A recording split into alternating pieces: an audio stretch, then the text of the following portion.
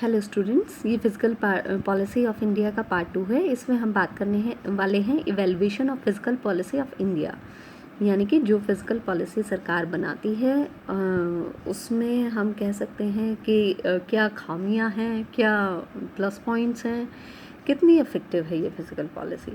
Independence से यदि आप बात करें तो सरकार फिजिकल पॉलिसी बनाती आ रही है इकोनॉमिक डेवलपमेंट के लिए, रिसोर्सेज को मोबिलाइज करने के लिए।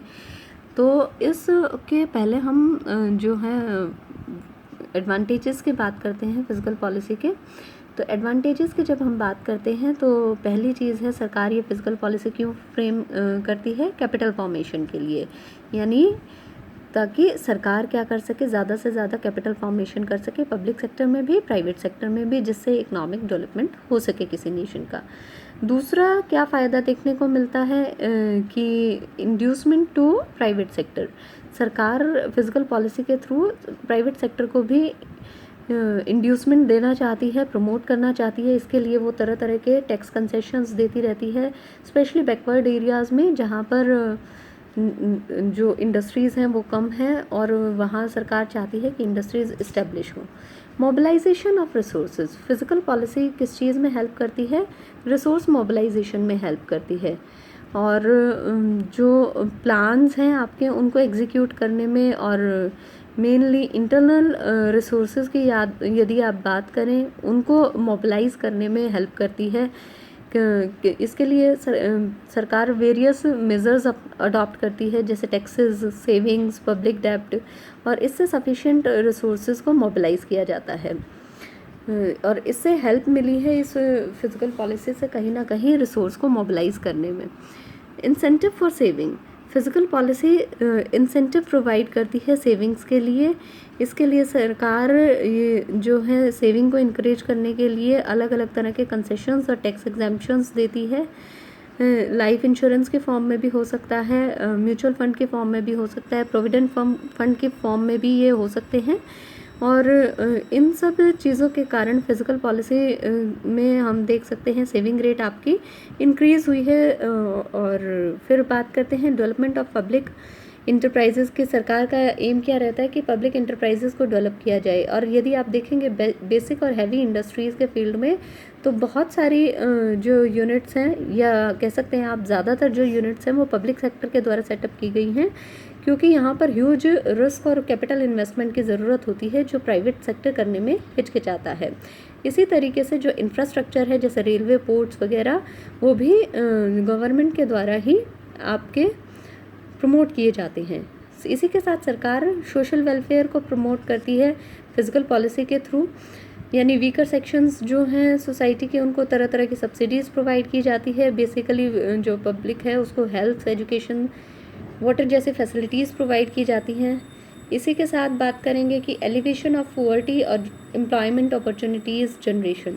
सरकार हमारे यहाँ पर क्योंकि अनएम्प्लॉयमेंट एक बहुत बड़ा मुद्दा है, तो सरकार एम्प्लॉयमेंट प्रोवाइड करने के लिए गरीब लोगों को स्पेशली बहुत सारे एम्प्लॉयमेंट के और इनकम जनरेट करने के प्रोग्राम्स चलाती है, बहुत सारे पुअर्टी एलिवेशन के प्रोग्राम्स चलाती है। और इन प्रोग्राम्स को फंड करने के लिए गवर्नमेंट इस फिजिकल पॉलिसी का सहारा लेती है या पब्लिक एक्सपेंडिचर का सहारा लेती है।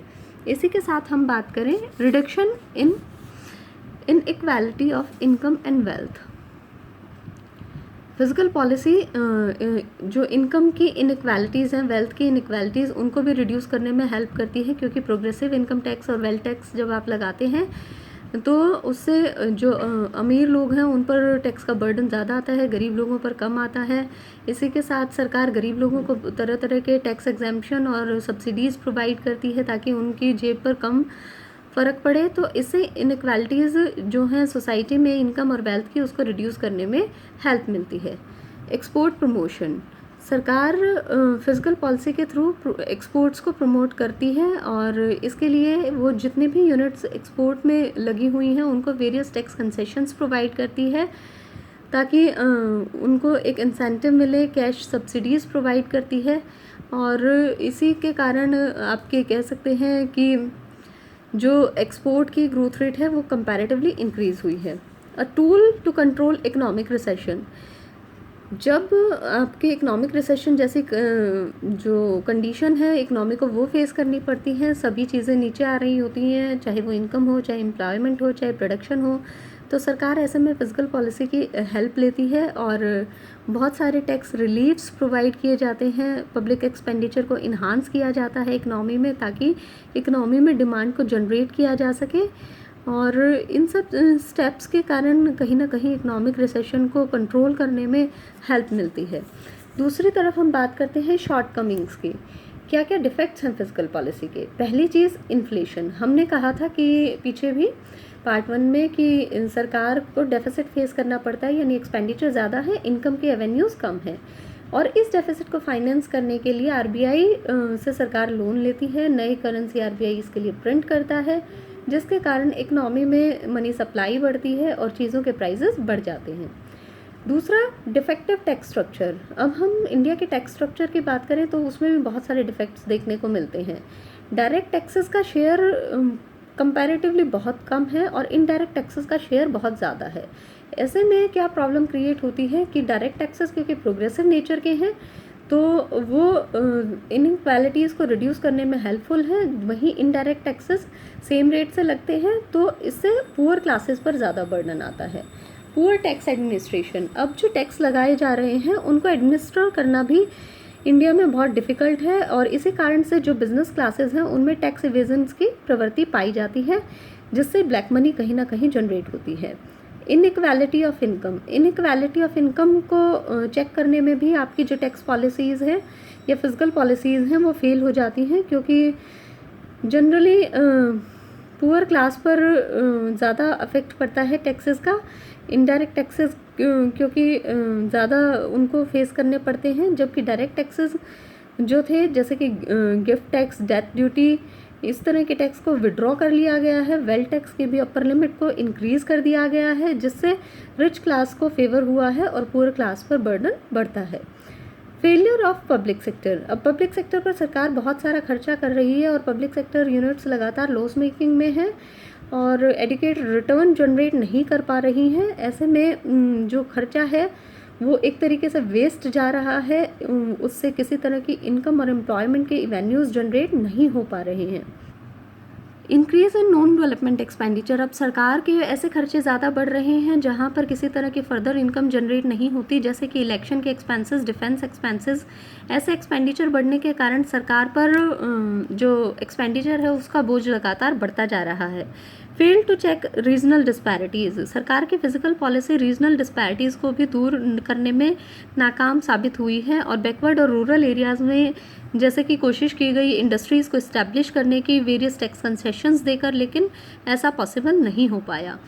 Increasing interest burden. क्योंकि पब्लिक डेब्ट सरकार रेज करती है अपने पब्लिक एक्सपेंडिचर की ज़रूरतों को मीट करने के लिए इंटरनल और एक्सटर्नल सोर्सेज से, इससे सरकार पर लगातार इंटरेस्ट का बर्डन जो है बढ़ता जा रहा है।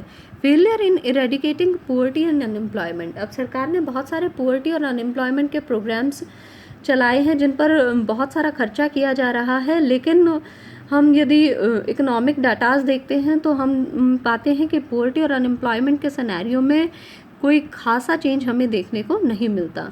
फिर है कि सजेशंस क्या हैं फिजिकल पॉलिसी में रिफॉर्म्स लाने के लिए, कैसे इम्प्रूव किया जा सकता है।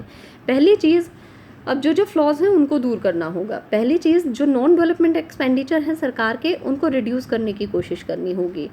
जैसे कि हम कह रहे हैं कि डिफेंस पर सरकार या इलेक्शन पर सरकार बहुत ज़्यादा खर्चा कर रही है, तो उसको कम करना चाहिए। दूसरा, पब्लिक डेब्ट को रिड्यूस करने की कोशिश करनी होगी, क्योंकि इससे इंटरेस्ट का बर्डन भी क्रिएट होता है, प्रिंसिपल अमाउंट तो पे करना ही होता है। तीसरा, एग्रीकल्चरल टैक्सेशन लगाना होगा। एग्रीकल्चर को टैक्स फ्री रखा गया है, लेकिन बहुत सारे रिच फार्मर्स ऐसे हैं जिनको टैक्स के नेट में लाया जाना चाहिए। Increase in profitability of public sector enterprises. क्योंकि पब्लिक सेक्टर अच्छे तरीके से काम नहीं कर रहा, लॉस में जा रहा है लगातार, इसीलिए सरकार को घाटा हो रहा है। ज़्यादा एक्सपेंडिचर करने के बाद भी रिटर्न नहीं मिल रहे हैं, तो हमें ज़रूरत है कि हम पब्लिक सेक्टर इंटरप्राइजेज के जो प्रॉफिटेबिलिटी है उसको इंक्रीज़ करें। Wide scope of taxes. Taxation system को हमें ज़्यादा से ज़्यादा ब्रॉड बनाना होगा ताकि ज़्यादा से ज़्यादा पॉपुलेशन को टैक्स सिस्टम के अंडर लाया जा सके। मोर डायरेक्ट टैक्सेस। हमें डायरेक्ट टैक्सेस का स्कोप बढ़ाना होगा इनडायरेक्ट टैक्सेस की बजाय, क्योंकि डायरेक्ट टैक्सेस प्रोग्रेसिव नेचर के हैं और इनकम इनइक्वालिटीज़ को रिड्यूस करने में हेल्पफुल साबित होते हैं। Reduction in tax evasion, tax के कलेक्शन को हमें इम्प्रूव करना होगा ताकि जो बिज़नेस क्लास में टेंडेंसीज पाई जाती हैं टैक्स इवेजन की, उनको रिड्यूस किया जा सके। फिर प्रोग्रेसिव टैक्स स्ट्रक्चर, हमें कोशिश करनी होगी कि ज़्यादा से ज़्यादा जो हमारा टैक्स स्ट्रक्चर है, चाहे वो डायरेक्ट टैक्सेस हो चाहे वो इनडायरेक्ट टैक्सेस हो, वो इस तरह के हों कि वो प्रोग्रेसिव हो, ताकि रिच क्लास जो है उन पर बर्डन टैक्स का ज़्यादा हो और पुअर क्लास पर कम हो। सिंपल टैक्सेशन सिस्टम, अब टैक्स के सिस्टम को हमें और भी ज़्यादा सिंपल बनाना होगा ताकि लोग आसानी से टैक्स के सिस्टम को समझ पाएँ और टैक्स पे कर पाएँ। Disinvestment of loss making PSUs, जो लॉस मेकिंग PSUs हैं लगातार और बहुत सारे स्टेप्स लेने के बाद भी वो एफिशिएंटली वर्क करने में नाकाम साबित हो रही हैं, वहाँ सरकार को डिसइन्वेस्टमेंट की पॉलिसी अपनानी चाहिए। Reducing the problem of over staffing, हमने पहले पढ़ा कि कई जगह पर सरप्लस स्टाफ पाया जाता है, तो ऐसे में जहाँ सरप्लस स्टाफ है उसको कम किया जाना चाहिए ताकि एक्सपेंडिचर को रिड्यूस किया जा सके।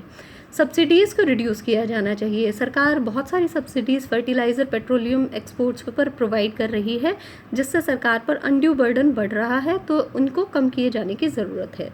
सेविंग और इन्वेस्टमेंट को इनकरेज किए जाने की ज़रूरत है, इसके लिए लोगों को बहुत सारे इंसेंटिव्स टैक्स कंसेशंस प्रोवाइड किए जाने की ज़रूरत है ताकि इकनॉमी में और ज़्यादा सेविंग और इन्वेस्टमेंट आ सके और इकनॉमी प्रमोट हो सके। स्ट्रिक्ट इम्प्लीमेंटेशंस ऑफ प्रोजेक्ट, अब सरकार को साथ में जो स्पेशली गवर्नमेंट प्रोजेक्ट हैं उन पर फोकस करना चाहिए और स्ट्रिक्टली उनको मॉनिटर करना चाहिए ताकि जो लीकेज ऑफ फंड है उसको कंट्रोल किया जा सके।